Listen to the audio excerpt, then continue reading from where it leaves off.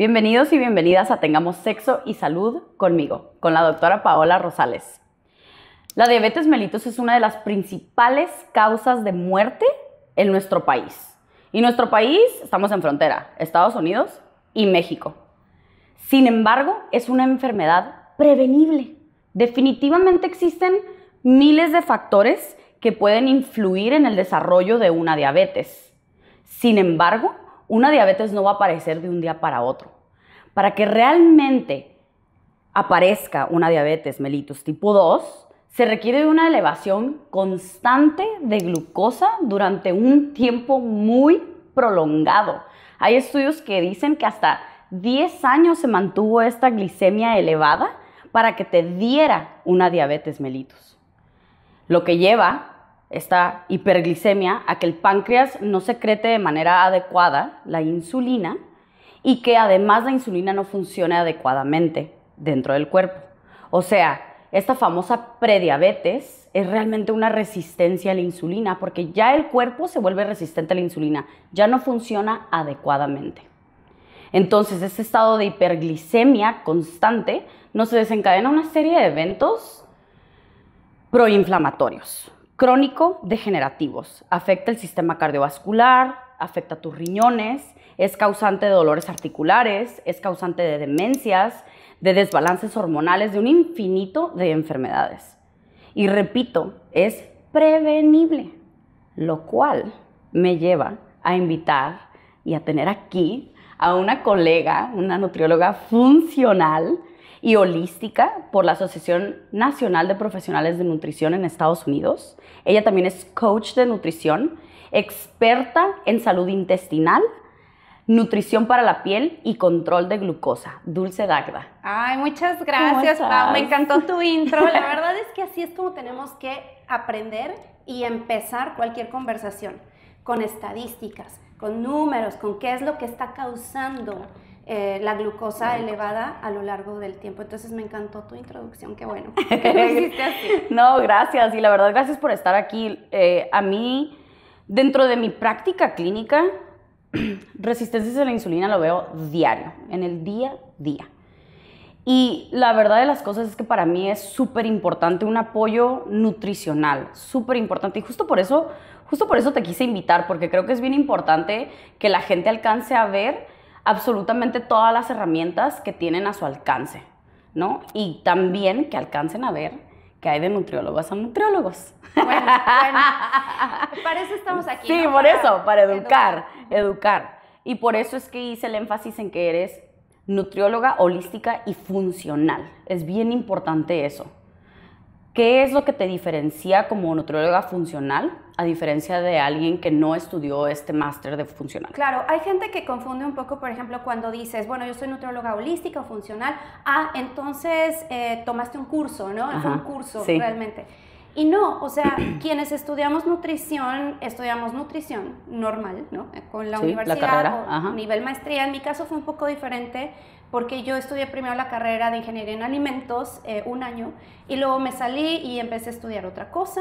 Terminé, que fue periodismo, o sea que dirás, ¿qué es eso? Y luego me certifiqué como nutrition coach. Ajá. Y después de eso, revalidé estudios para poder hacer, o sea, yo ya tenía bioquímica, química, etcétera, de la ingeniería en alimentos, y después hice todo lo que tenía que ser biología, anatomía, fisiología, y después me metí a maestría. Claro.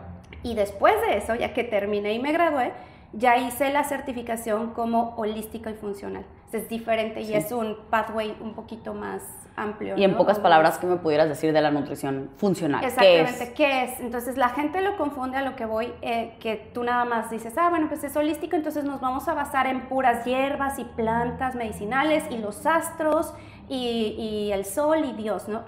No se trata de eso. Bueno, fuera, me pongo el cuarzo y bajo de peso. Exactamente, sino que vemos sí. a los pacientes de una forma holística, significa al individuo como un todo. Integral. Integral, lo vemos desde diferentes áreas. Claro. No nada más el típico nutriólogo que te va a contar las calorías y te va a decir, ¿qué te gusta, Pau? ¿Te gusta el bolillo? Ok, no te preocupes, te pongo tus calorías dentro de tu 60% de carbohidratos. Yo te voy a poner ahí el bolillo. ¿Y qué más te gusta? ¿Las galletas? Perfecto, no importa. ¿Cuál galletas? Vamos a ver cuáles son las calorías de estas galletas y te las voy a incluir. Y yo no me estoy dando cuenta que tú a lo mejor tienes un problema de sensibilidad al gluten, a lo mejor tienes una enfermedad autoinmune que te está atacando y no te puedo dar gluten. Claro. O no te puedo, y incluso están metiendo muchísimos nutriólogos el azúcar y normalizando el azúcar. Yo no digo ni lo vamos aquí a satanizar, mucho menos, pero si ahorita tú tienes un problema, yo tengo que averiguar qué problema tienes para entonces diseñarte tu dieta, claro, pero adecuada a ti. Claro, exacto. Eso es un nutriólogo holístico o funcional. Claro, de manera integral, ¿no? Que es una rama de la medicina regenerativa y funcional. Ahora, regresando un poquito al azúcar. No lo vamos a satanizar, obviamente, pero ¿por qué es importante el manejo de glucosa en las personas? Tengan diabetes o no. ¿Por qué es importante? Exactamente. Porque, bueno, vámonos otra vez un poquito a la parte de las estadísticas. Si tú te das cuenta y ves las estadísticas hoy en día, 1 de cada 4 personas en el mundo, y esto estamos haciendo un promedio, en el mundo no está metabólicamente sano, tiene un síndrome metabólico, donde empiezan a tener problemas con el manejo, que es el metabolismo, ¿no? Para empezar, son todas aquellas funciones que te permiten vivir, que te permiten estar bien y utilizar los nutrientes como fuente de energía, utilizar la glucosa como fuente de energía. Pero el problema es que llevamos al cuerpo a tal grado donde ya no funciona adecuadamente y donde empieza a haber ahí fallas metabólicas. Y más del 40% a nivel mundial no están metabólicamente sanos. Y en América, 62%. Y aquí incluimos también a niños. Incluimos a niños. Menores de edad, o sea... me parece que México es el número uno en diabetes juvenil. Ajá. Juvenil. Y aún así estamos escandalizados cuando, por ejemplo, alguien, como en mi caso, dice que deberíamos de medirnos la glucosa eventualmente, ¿no? ¿Por qué? Vas a crear obsesiones, vas a crear problemas mentales. Y la realidad es que no. Es como cuando tú tienes fiebre y quieres averiguar cómo está tu temperatura, pues te checas, ¿no? Lo mismo, quieres averiguar cómo está tu metabolismo funcionando, pues chécate la glucosa de vez en cuando, a ver cómo te está reaccionando. Porque, como lo dijiste, tardamos de entre 10 hasta 15 años en que se desarrolle una diabetes. Claro. Porque tu cuerpo tiende hacia la homeostasis. Claro, al balance. Al balance. Entonces, para poder tener los niveles de glucosa en balance, para tenerlos en niveles que deben de estar, el cuerpo va a estar generando insulina, y no medimos la insulina, medimos la glucosa. No todo mundo mide la insulina. Sí, y justo es eso, porque, por ejemplo, es el típico paciente que me está llegando, que obviamente trae un poco de sobrepeso, realmente la presión arterial la tiene normal, todavía no trae un síndrome metabólico per se. Síndrome metabólico es un síndrome que consiste en sobrepeso u obesidad o un alto porcentaje de grasa corporal, dislipidemia, o sea, un colesterol desbalanceado o triglicéridos elevados, una hipertensión o elevación de la presión arterial y una resistencia a la insulina, una alteración de la glucosa en general y de la insulina. Entonces, la mayoría de los pacientes están llegando no en general en un síndrome metabólico per se, pero como que van los pasitos hacia allá. Y les revisas el famoso A1C, que es la hemoglobina glicosilada. La hemoglobina glicosilada es un promedio de tu glucosa en los últimos 3 meses. Para que yo diga es diabetes, las guías dicen arriba de 6.5%. Para que yo diga que es diabetes. Ok, estamos viendo que está debajo de 6.5 y que su glucosa en ayuno está en 100. Para que sea diabetes tiene que estar arriba de 126. Ok, pero le checa su insulina y su insulina ya está en 20 y tantos, 30. O sea, y hay algo que se llama índice OMA. Índice OMA es una fórmula para ver cuál es el riesgo de resistencia a la insulina de esa paciente. Exacto. Y resulta que, te voy a decir que 8 de cada 10 pacientes me van a tener un OMA elevado. Efectivamente. Y su glucosa normal. Es que mi química sanguínea salió normal, mi SMAC salió normal. Sí. No, y traen una resistencia a la insulina bien escondidita, pero ahí la traen. Y escondidita porque nadie se atrevió a checar su insulina. Entonces, justo hay diferentes parámetros en donde podemos estar revisando y donde podemos estar haciendo conciencia de nuestra glucosa. Entonces, ¿tú crees que hay una edad promedio en donde debemos estar revisando? Si somos México, el país número 1 en diabetes infantil, juvenil, ¿crees? Yo creo que, o sea, en cualquier momento, ¿no? Si tú ya estás viendo, y también, mira, si tú llevas una alimentación súper saludable en casa, donde la mayor parte de tu plato, y así es como yo siempre les recomiendo a todos, si tu plato por lo menos, la mitad hay ensalada, vegetales, variedad, tu proteína, tu carbohidrato, ya vamos a hablar de los carbohidratos complejos, y el niño pues come chucherías de vez en cuando, yo creo que no hay necesidad más que su A1C, ¿no? O sea, lo que les manda el doctor cada 6 meses, el pediatra, listo, se acabó. Pero si tú estás viendo que el niño come chucherías bastantes veces a la semana, en la escuela, no come saludable, el desayuno es cereal con leche, ¿no? Porque el típico desayuno cereal con leche. Pues ahí sí yo creo que desde la edad que sea, no importa, empezar a checarle a ver cómo está el niño y hacer cambios. Cambios que tienen que hacer desde chiquitos, porque los hábitos empiezan a formar en los niños. Sí, desde chicos. Desde bebés, ¿no? Sí, o sea, yo algo que todo el mundo se sorprende, ¿no? Mi hija no le gustan las bebidas, ella solamente toma agua, no le gustan las bebidas que sepan a dulce, jugos o eso, pero porque en mi casa no hay nada de eso. Tomamos agua o leche de coco orgánica, pero literal tomamos agua. Entonces, cuando va a una fiesta y le quieren dar un jugo, le quieren dar un literal así, que todavía le hace, ¿no? Y tiene 3 años de edad y digo, qué chido que le estoy inculcando eso. Come dulces en Halloween o en una piñata, ya sabes, o sea, pero no es algo que tenemos en la casa y justo es inculcar este tipo de hábitos. Ahora, yo sé, yo soy mamá, es difícil en tu día a día prepararle de comer a tus hijos, etcétera, y a veces agarras y le das, no sé, algo ya empaquetado, algo procesado. Yo lo entiendo que de vez en cuando está bien, pero si estamos hablando de que una enfermedad se está desarrollando, tiene un tiempo de desarrollo de 15 años, pues, o sea, tenemos mucho tiempo para poder hacer algo al respecto y justo es bien importante concientizar. Luego nos sorprendemos de por qué las adolescentes tienen SOP, ¿no? Síndrome de ovario poliquístico. ¿Por qué? Pues porque se vino generando esta resistencia a la insulina desde chiquitas. Entonces ya cuando llegan a una edad donde pues son edad fértil, empiezan con resistencia a la insulina. Hoy en día se habla de que obviamente no está determinado, pero está esta tesis que el síndrome de ovario poliquístico es la diabetes de los ovarios. Sí. Y tú no me dejarás mentir. Sí, muchos tratamientos de síndrome de ovario poliquístico abordo primero la insulina y lo revierto.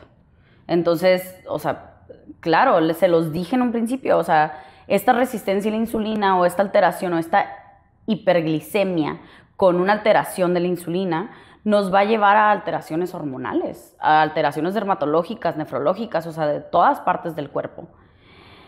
Ahora, ¿qué piensas tú del ayuno intermitente? O yo me acuerdo que creciendo era cuando estaba en la adolescencia y que quería como bajar de peso, así, ¿no? En mis 20s. Me acuerdo que era súper famoso es que tienes que estar comiendo constantemente como para que tu cuerpo no se acostumbre a estar en ayuno. Es muy malo el ayuno.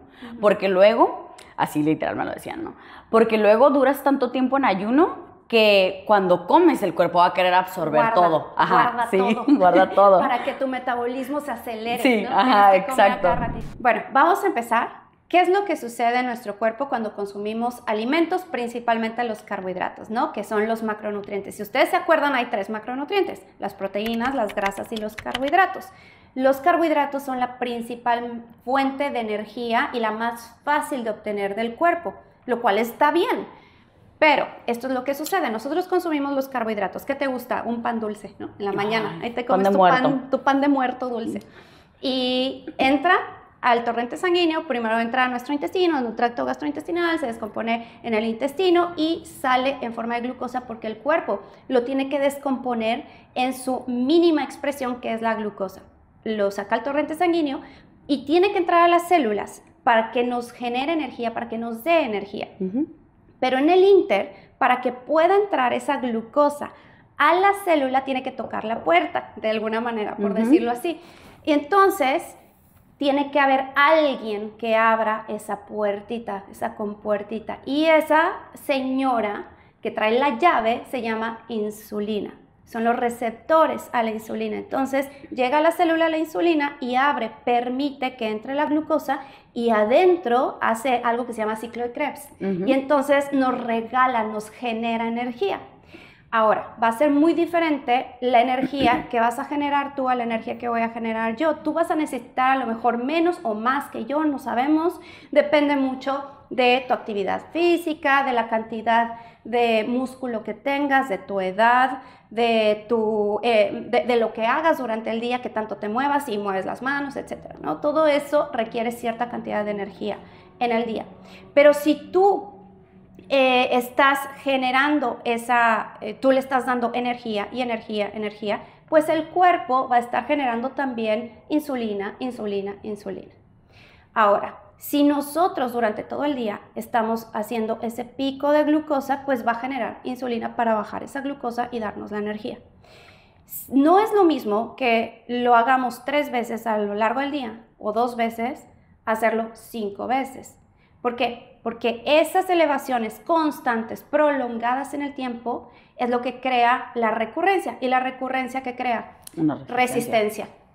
Entonces es abrir la llave de la insulina y generas el pico y ahí va la insulina y otra vez la insulina y otra vez. Y entonces las células se empiezan a volver resistentes a ellas y por eso tardamos tanto tiempo. Ahora va a ser, como te digo, diferente de persona a persona. No va a ser lo mismo un físico-culturista, claro, ¿verdad? Que necesita todo eso y que de hecho necesita poquita insulina para utilizar toda esa glucosa, a un adulto mayor que está sedentario en su casa.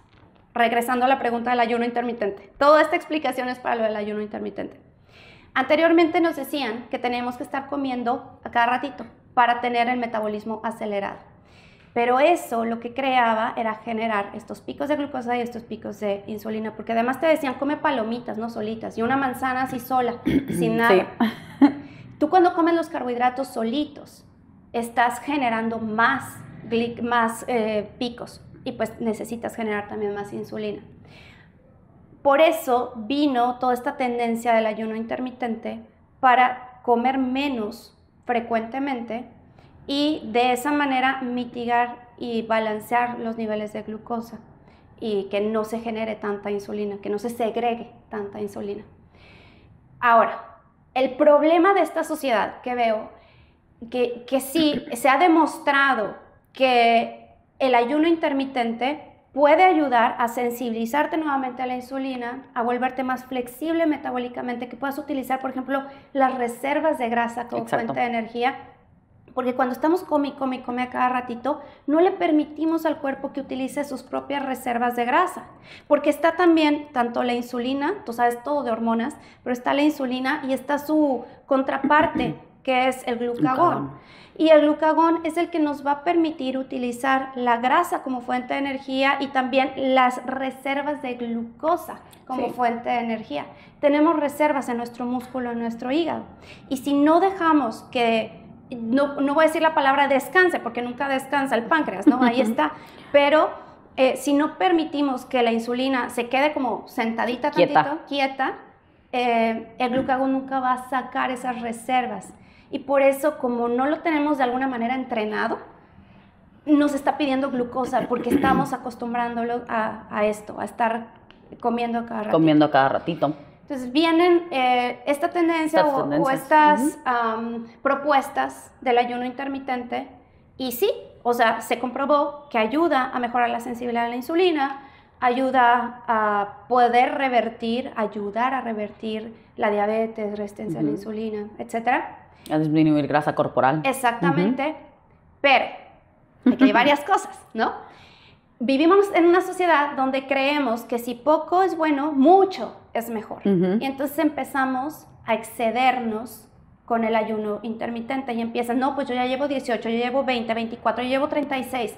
Y no sabes si esa persona, por ejemplo, es una mujer en perimenopausia, donde ya sus hormonas ya están fluctuando ahí y estás causándole más estrés. Porque el no comer también genera mucho estrés y eleva la hormona llamada cortisol. Todo esto es un juego de hormonas. Aquí estoy con la experta de hormonas. ¿Y qué pasa? Si el cortisol se eleva, también te va a elevar la insulina. Te va a elevar también. la insulina. Entonces es una contraparte, tenemos que aprender a balancear. Y tenemos que aprender a que todo es personalizado. Lo que le está funcionando a alguien, un ayuno intermitente, no le va a funcionar a otra persona. Justo hoy me preguntaba un paciente hipotiroideo, o sea, hipotiroidismo todavía no balanceado, ¿no? ¿Puedo hacer ayuno intermitente? No. Estás poniendo a tu cuerpo en más estrés. Sí, a veces poner al cuerpo bajo estrés, un cuerpo que no esté tan desbalanceado, ponerlo bajo estrés va a liberar ciertas sustancias que van a ayudar a regenerar porque tenemos esa capacidad de sobrevivir, de tratar de llegar a una homeostasis. Entonces, pero hay personas que están tan desbalanceadas, bajo mucho estrés, que no va a entrar en juego ahí ese sistema. Y al contrario, en vez de ayudarlos a regenerar y salir, va a meterse más al hoyo, la verdad. Puede ser contraproducente, muy contraproducente. Si no lo sabes llevar y si no vas con un profesional que te ayude. Ahora, mi pregunta, porque esto es algo que abordo también mucho con pacientes, ¿no? ¿Importa con qué rompes el ayuno? Ay, pero es que es eso. Gracias. Es que es todo. Es sí. que prácticamente es lo más importante del ayuno. Claro. Cómo rompes ese ayuno.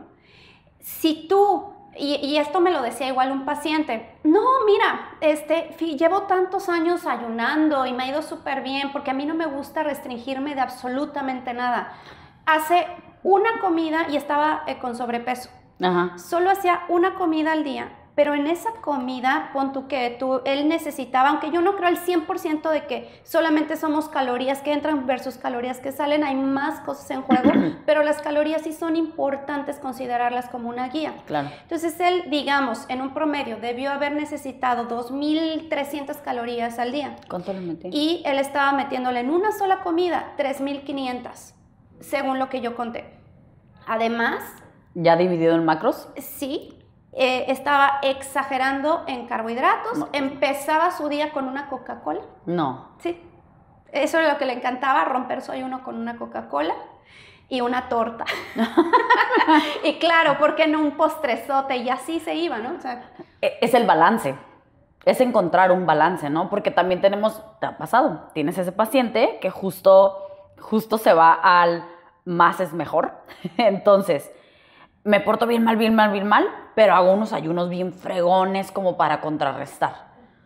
Ahí ya me suena como a un trastorno, ¿no? Claro. O sea, como de atracón y entonces me castigo a mí mismo, claro. Y dejo de comer 2-3 días y luego otra vez otro atracón. Y ahí es cuando tenemos que empezar a cuestionarnos, a vernos en el espejo y decir, ¿lo que estoy haciendo suena sano realmente? ¿Suena que normal? ¿O debería de buscar ayuda profesional en este caso? Claro. Como todo, ni muy, ni tan, ni tan. Tenemos que estar a la mitad, tenemos que buscar ese balance que se adecue a ti mismo. ¿Todas las comidas se convierten en glucosa? Es una excelente pregunta y puede que sí, ¿no? ¿Por qué? Porque incluso hasta la grasa, triglicéridos, aquí están... el triglicéridos son tres moléculas de grasa unidos a un glicerol, ¿no? Que se puede convertir también en azúcar. Sí. Al final todo lo que necesitamos es esta moneda de cambio, ¿no? Y necesitamos la glucosa, que es la unidad mínima para poder funcionar bien. Pero los carbohidratos son los principales que se van a convertir en glucosa. Pero porque son más fáciles de convertir. Pero el cuerpo puede convertir glucosa de otras fuentes. Por ejemplo, los puede utilizar de la proteína a través de un proceso que se llama gluconeogénesis. Es generar nueva glucosa a partir de algo diferente, que son las proteínas, ¿no? Entonces, si tú no le das nada de carbohidratos, por ejemplo, 0 glucosa a tu cuerpo, el cuerpo va a encontrar la manera. Sí, supervivencia a final de cuentas, ¿no? Ok, ahí te va una pregunta más. ¿Cuál es la diferencia entre los carbohidratos complejos y los simples? Porque hay de carbohidratos a carbohidratos, sí. Obviamente. Sí, y no quiero que la gente se vaya a confundir con esta plática que digan, de ahora en adelante 0 carbohidratos, ¿no? Lo mejor son las dietas cetogénicas. No, aquí esta es una clave muy importante. Hay carbohidratos complejos y carbohidratos simples. Los azúcares están divididos en diferentes grupos, que son monosacáridos, que son azúcares simples, disacáridos, que son dos azúcares, y polisacáridos. Hay diferentes, ¿no? Pero digamos lo que son los simples y los complejos. Los polisacáridos, que son los complejos, son varios azúcares unidos, uno atrás de otro, y son como, pues son complejos, ¿no? Porque son varios.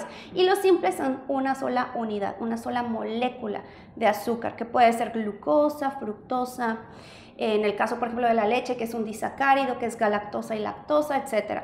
Y los que son los complejos.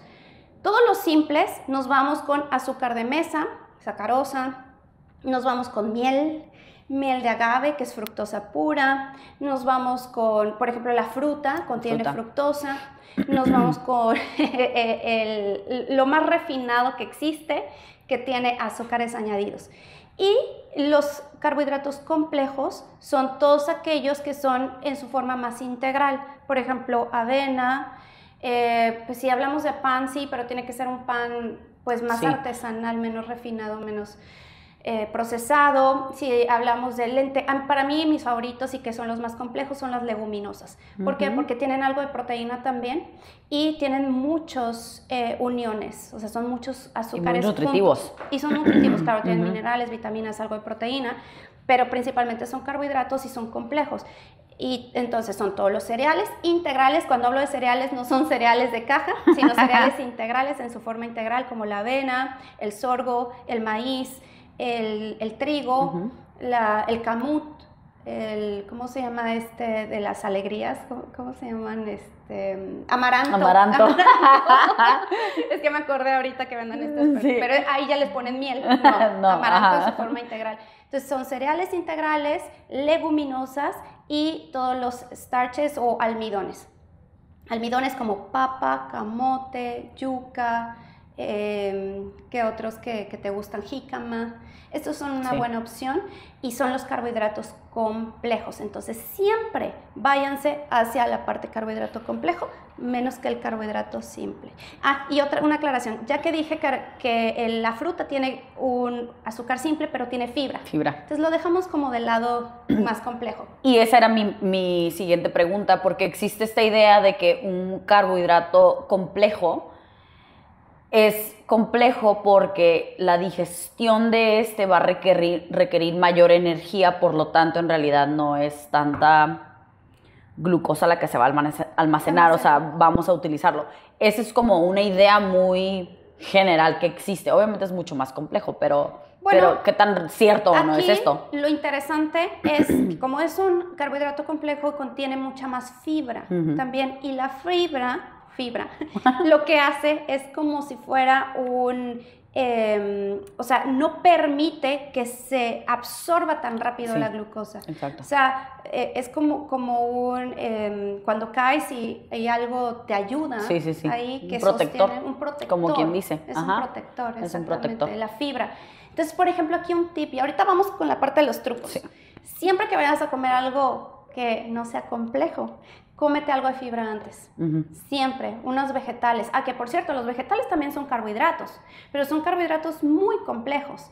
Eso tiene tanta fibra, tiene tan poquita cantidad de glucosa, que tiene tanta fibra que no se puede utilizar como glucosa y no se va a almacenar. Solamente son puros micronutrientes, o sea, puras vitaminas, minerales, antioxidantes. Exacto. Justo esta nutrición funcional nos lleva a varios estudios clínicos que empiezan a demostrar diferentes técnicas para hackear tus alimentos para que no se eleve tanto tu glucosa. Porque estamos hablando aquí de un balance, ¿no? A final de cuentas, estamos hablando de un balance, de no irnos extremos donde no como nada de carbohidratos, o sea, ok. ¿Qué herramientas existen en general para poder mantener una glucosa más normal, no elevarla tanto y no elevar tanto tu insulina? Claro, estable y que además estés en un peso saludable también. Primero, tienes que enfocarte en crear masa muscular, lo siento, pero tenemos que levantarnos y hacer algo de ejercicio de resistencia, de fuerza. Y no tiene que ser irte al gimnasio 2 horas, ¿eh? Tienes que empezar a crear algo de fuerza, de masa muscular, porque hoy en día también se está proponiendo que la resistencia a la insulina empieza cuando hay muy poquita masa muscular. Se habló muchos años también, por ejemplo, de bajar de peso, ¿no? Pero cuando bajas tanto de peso, sin una estrategia, pierdes mucha masa. Exacto. Y eso es una tragedia, porque ahí es donde, incluso aunque veas a personas que sean flaquitas, pero las tocas y son como aguaditas, estas personas pueden tener resistencia a la insulina, no nada más es el peso que vemos, ¿no? O sea, exacto. Pueden estar metabólicamente... Sí, y de hecho, justo haciendo un paréntesis en relación a la masa muscular, las mujeres que entran en una perimenopausia, que hormonalmente ya no tienen otras hormonas que les ayudan a este metabolismo, se les hace un énfasis a tienes que mantener una masa muscular, aumentar tu ingesta de proteína y hacer más ejercicio de resistencia, porque si no, tu riesgo todavía, si tu perimenopausia y baja masa muscular, tu riesgo de una resistencia a la insulina se eleva significativamente. Efectivamente. Y además el músculo es el que protege al hueso. Y entonces, si nosotros empezamos con esta sarcopenia, que es la pérdida de masa muscular, que se agudiza durante la perimenopausia y la menopausia, ¿no? Sí, claro. Entonces, ese es un gran problema en personas y sobre todo mujeres adultas mayores que empiezan a tener desgaste de cadera, osteoporosis. Entonces hay que tener cuidado, ¿no? Y empezar a hacer ejercicio, no importa la edad que tengas. Claro, o sea, si nunca has levantado un dedo, empieza de poco a poquito. Sí. Pero empieza a crear masa muscular, porque el músculo es el que más demanda calórica y más demanda de glucosa requiere. Entonces puedes comer más y no lo vas a guardar y no vas a tener problemas metabólicos. Número 1, hacer ejercicio. Número 2, balancea tu plato. El plato del buen comer, me encanta el de Harvard, me parece sensacional. Yo ahí cambiaría un poquito la parte de la fruta porque ponen frutas y verduras a la mitad. A la mitad. Yo pondría puras verduras a la mitad de la fruta, dejarla como postre. Ahorita les decimos por qué. Pero empezar con tu fibra, tu proteína y tu grasa. Y tu carbohidrato. Fibra, proteína del lado que queda, que es más o menos la palma de nuestra mano. Si tú haces ejercicio con todo y dedos, mejor. Si eres una mujer en perimenopausia, también, porque hay que agregar proteína. Y tu grasa, siempre, nunca dejes las grasas a un lado, creyendo que como tienen muchas calorías o que tienen por cada gramo tenemos 9 calorías, comparado con gramo de carbohidrato que tienen 4 y quitan las grasas. No. Las grasas son importantísimas, nuevamente, para las hormonas. Entonces no quitan las grasas, siempre una porción de grasa con cada alimento, que sean 3 veces al día. Yo no recomendaría más, estar snackeando, no. A menos de que realmente lo necesites, pero que sea un snack de grasa y proteína. Sí. Bueno, pero estamos balanceando el plato. Mitad de vegetales, cuarta parte de tu proteína, cuarta parte carbohidrato complejo. Ahí escoges tu papa, camote, yuca, tortilla de maíz, lo que quieras. La cuarta parte y tu grasa. Y empezar con tu ensalada. Siempre empezar con ensalada es una maravilla, porque le estás dando ahí la fibra, te estás llenando más rápido, más fácil, no te llenas con tortillas, por ejemplo, en el caso de México, o con pan en Estados Unidos, o con arroz. Te llenas primero, o sea, ya le estás dando ahí como un llene a tu estómago con la fibra. Con la fibra. Y ya tu proteína, y dejas el carbohidrato, no te lo tienes que comer hasta el final, porque se hablaba, por ejemplo, el libro de The Glucose Goddess, me gusta mucho, de Glucose Revolution, pero entonces la gente empezó a hacerse un sándwich y se comía primero el jamón y con la lechuga y dejaba el pan al final. No se trata de eso. Te lo puedes comer en conjunto, pero empieza siempre tu día con una ensaladita o con proteína, o con las dos, sería ideal. Sería el segundo hack, ¿no? Que podemos ir implementando. Y hay varios hacks, hay otros. Por ejemplo, el vinagre de sidra de manzana o vinagre del que sea, se ha demostrado que ayuda a inhibir un poquito la enzima amilasa que producimos en nuestra boca cuando empezamos a consumir los carbohidratos. Y como la inhibe, se empieza a digerir el carbohidrato acá adentro más que en la boca. Eso ayuda a que no se absorba. Sí, que no haya tanto pico de glucosa. Pero el problema, y ya me regañaron muchos dentistas por decirlo, que te puede lastimar. Tiene que ser como popote, ¿no? Con popote. Y luego los dermatólogos también te regañan por el popote que se te arruga aquí la boca. ¿Qué podemos hacer? Y luego las gomitas estas no funcionan realmente porque traen azúcar. Bueno, ¿saben qué? Ponérselo a la ensalada ya me aprobó un dentista que es mejor. Ponérselo a tu ensalada, el vinagre con aceite de oliva, por ejemplo, y eso ayuda también a mitigar el golpe de glucosa. Y otras cosas, otras opciones, hay test que ayudan, o más bien infusiones, como la infusión de canela. La canela también ayuda. Hay algunos estudios que respaldan que pueden mitigar un poco el golpe de glucosa. Entonces, si te gusta la canela, tómate un tecito de canela. El té verde también ayuda.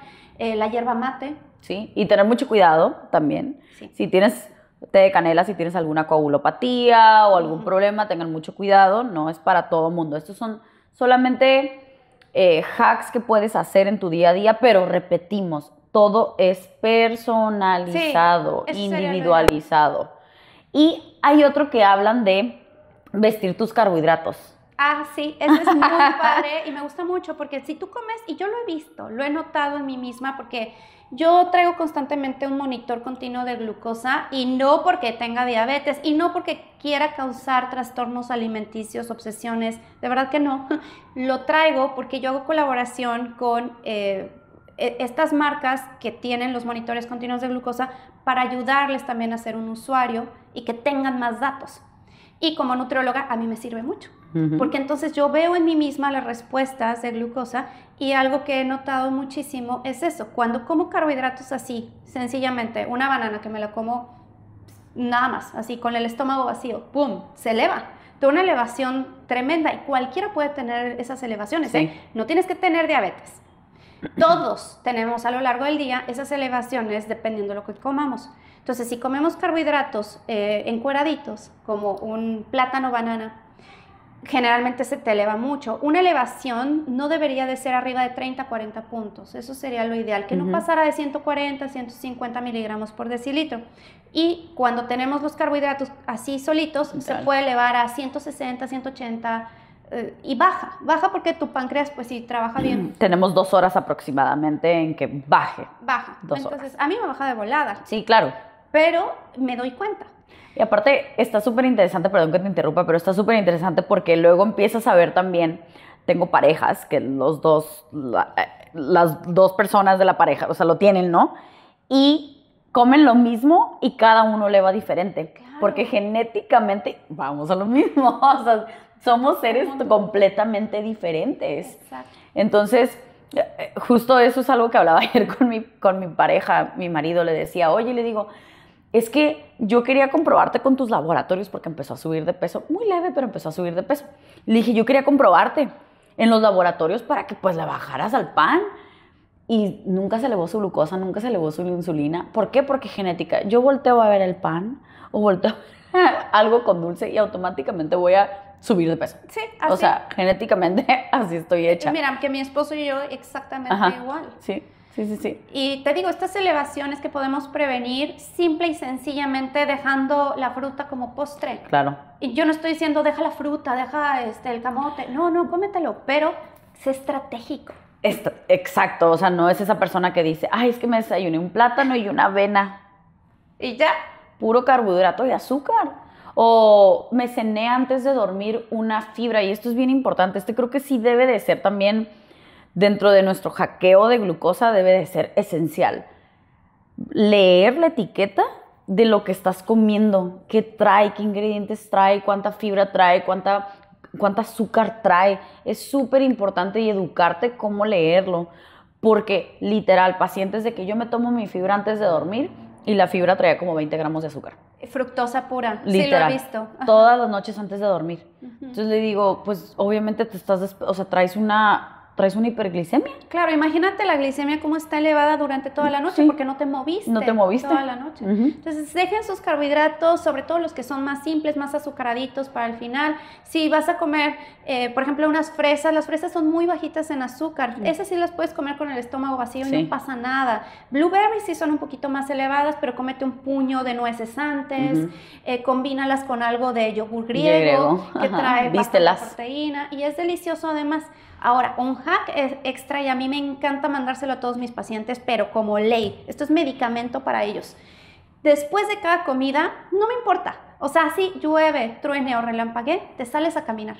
Y si no puedes salir a caminar porque está lloviendo o tronando, entonces te vas a poner a barrer tu casa o te vas a poner a acomodar, a lo que sea. No irte a ver la tele. No, es más, yo ya hasta compré una de estas mini elípticas porque ya no me era tan fácil y productivo estar con la caminadora y el escritorio que sí, el standing, Lo tengo, pero no me puedo concentrar. O sea, yo no puedo dar una consulta caminando. Sí. Pero lo que sí es que compré esta mini elíptica que se pone abajo del escritorio y estoy dándole. O sea, mientras estoy haciendo algo, le estoy dando. Y al final es extra, movimiento. Es estar movimiento. Y lo he visto en las elevaciones de glucosa, bajan inmediatamente. Entonces tú puedes seguir consumiendo tus alimentos que más te gustan en porciones adecuadas, chiquitas. Lo mejor sería personalizar para ti. Si tú no tienes ningún problema de autoinmunidad, si tú no tienes ningún problema de celiaquía, resistencia a la insulina, podemos acomodar todo eso y haciendo estos pequeños hacks te pueden ayudar para que puedas seguir comiendo ese dulcecito de leche que tanto te encanta. Claro, pues, o sea, balance a final de cuenta, ¿no? Balance a final de cuenta. Entonces caminen, muévanse, entre más te muevas mejor, bien hidratado, dormir bien, no te vayas a la cama lleno, jamás, eso es lo peor que puedes hacer. ¿Cuánto tiempo antes de irte a dormir? Yo sí recomiendo 3 a 4 horas antes. Suena fuerte porque sé que mucha gente termina de trabajar y el tráfico, llegas de aventar a tu casa. No sé, haz un esfuerzo y si no puedes, si dices, bueno, yo solamente puedo 1 hora antes, ok, dale, pero salte a caminar. Sí. No dejes la caminata nocturna, ¿no? Después de tu cena, vete a caminar. Y la razón por la que funciona esto es porque justo esta glucosa que la traes en tu torrente sanguíneo en ese momento, la van a empezar a utilizar tus músculos y tú sales a caminar. Entonces, en vez de irse a almacenar, pues la vas a utilizar y la vas a quemar, como quien dice. Claro, incluso una liga que tengas en casa de estas bandas de resistencia, ponte a darle después de comer, y no tiene que ser así como, ya comí, dame la banda de resistencia. Pero espérate unos 15, 20 minutos y empieza a hacer algo de actividad física suave, moderada, no tiene que ser correr un maratón, ¿no? O sea, caminar, pasear, y aparte te va a ayudar a la digestión. Todos aquellos que tienen problemas de gastritis, colitis, reflujo, síndrome de intestino permeable, lo mejor es que le permitas a tu cuerpo ese espacio entre que estás durmiendo y que te levantas y entonces puedes empezar a comer otra vez, pero dale ese espacio antes de irte a la cama, vete a la cama ligero. Es el mejor tip que les puedo dar si tú tienes gastritis, colitis. Y de hecho, en cuanto al ayuno intermitente, es el que mejor recomiendo. Que cenes temprano en vez de que prolongues tu desayuno muchas horas. Porque en la mañana, como tenemos el cortisol tan elevado, ese cortisol se va a mantener mientras tú no comas. Entonces, mejor cena, digamos, 6 de la tarde y empieza a desayunar a la hora 2 horas, 1 que te levantes. Eso sería lo mejor. Incluso ahora se habla que para, sobre todo mujeres que traen un periodo de estrés muy, muy alto en este momento de su vida. Casi todas las mujeres. Que prácticamente somos todas. Que no dejes pasar más de 1 hora después de levantarte para desayunar algo y que empieces con proteína, unos huevitos, con vegetales, con aguacate. O si andas en friega como una, tu proteína. Tu shake de proteína, pero sí ponle fibra, ponle pepino, ahí unas nueces. Y no dejes pasar más de 1 hora. Para algunas mujeres no pasa nada que sean 2, 3 horas de ayuno intermitente después de haberse levantado, pero para otras que traen mucho estrés, no le permitan a su cuerpo más estrés. Y yo se los digo por experiencia, porque cuando empezó lo del ayuno intermitente, a salir los estudios 2016, 2015, 2016, yo dije, esto es para mí, yo lo voy a intentar lo más que pueda. Y sí, me eché 18 horas, 20, y ya mi periodo ya no estaba regular. Ya no estaba regular. Entonces, te lo alteraste. Pues me alteré ahí mis hormonitas que hice, bueno. Porque todo está relacionado entre sí. Todo está relacionado entre sí y por eso hablamos de ese balance. Porque si yo le muevo acá, lo demás se va a mover, o sea, somos un todo, ¿no? Claro. ¿En tu experiencia has visto que una resistencia a la insulina o una diabetes se revierta cambiando hábitos? ¿Qué crees que sí? Sí, sobre todo la resistencia a la insulina, que es el preámbulo de la diabetes, se puede revertir sin ningún problema con cambios de hábitos. Nuevamente, ejercicio, dormir bien, bajarle al estrés y una alimentación adecuada para ti. Y no es fácil. No. O sea, no es algo que que diga, ay, ya haciendo ejercicio, lo bueno, es algo que donde tienes que ser consistente y sacrificar ciertas cosas. O sea, y no se vayan con esta idea errónea de que el sacrificio, pues todo el mundo piensa como que es algo negativo, ¿no? Pero justo para lograr un resultado, necesitas salir de tu zona de confort. Necesitas salir de tu zona de confort. Como dicen, no hay lunch gratis. Tenemos que darle con todo. Y lo que vale la pena en la vida cuesta un poquito de trabajo. Claro. Pero ya después te encarrilas y es más fácil seguir con esos hábitos. En mi consulta he visto ciertos pacientes, alcanzo a identificarlos, obviamente solamente ciertos profesionales de salud que estamos actualizados en estos temas, alcanzamos a detectar qué paciente sí, qué paciente no podemos revertir con solo hábitos, porque es mucho más complejo e inclusive hay ciertas pacientes con síndrome ovario poliquístico que con pura nutrición lo podemos revertir, pero es bien importante saber identificarlo, o sea, no muchas veces solo cambiar hábitos no es suficiente, pero no es suficiente porque ya hay tanto daño que ya requieres de algo más intenso, algo más invasivo, algo más costoso probablemente. Por eso la importancia de sentarme aquí contigo hoy y hablar de maneras de prevenir una resistencia a la insulina, de prevenir una diabetes, de crear conciencia acerca de la glucosa de las personas. ¿Por qué? Porque en serio, tanto el estrés como la glucosa son las dos principales causas de enfermedades hoy en día y la mayoría de mi consulta. Literal. Problemas de todos, de pi a pa, por una hiperglicemia y por una resistencia a la insulina. Totalmente, sí, o sea, hay cosas que nos están elevando la glucosa y que también nos están inflamando, porque no nada más es centrarnos en la glucosa, sino en todo lo demás que estamos haciendo. También los aceites vegetales que se oxidan, que comemos todo frito, todos los aditivos y edulcorantes y van saliendo. Teflón, sabores, aditivos, de todo, disruptores hormonales, o sea, eso es todo. Y no se trata de abrumar, se trata de crear conciencia. Creo que en algún momento podemos hablar de grasas, en algún momento también podemos hablar de disruptores hormonales, pero hablando específicamente de la glucosa, creo que es algo, pues es algo tan primitivo que es la sustancia que necesitamos para generar energía, solamente que pues no hay que abusar de ella, ¿no? O hay que utilizarla. Exactamente. Entonces, sí, justo acabo de terminar un curso de grasas, entonces estoy ahorita con todo muy fresco. Perfecto, nos aventamos eso. Hablar de grasas, diferentes tipos de grasas, poliinsaturadas, saturadas, cuáles son las diferencias, qué es el colesterol. Está perfecto, lo vamos a hablar. Sí te voy a aceptar esa invitación porque justo C15 vino a revolucionar mucho de eso, que creo que tenemos que hablar un poquito de las grasas. Pero bueno, ¿qué te gustaría que se llevaran las personas, así como en términos generales de esto? Me gustaría que no se centren en el estrés total de querer hacer todo perfecto, sino de empezar a hacer un cambio a la vez. Si se pueden 2 que 3 sería mejor a la vez, empezando con lo básico, de lo básico. Si tú ya tienes un problema de resistencia a la insulina, síndrome de ovario poliquístico, diabetes, primero ve con tu doctor, eso es importante porque como dice la doctora Pau, muchas veces a lo mejor eso se pudo haber revertido hace muchos años, ¿no?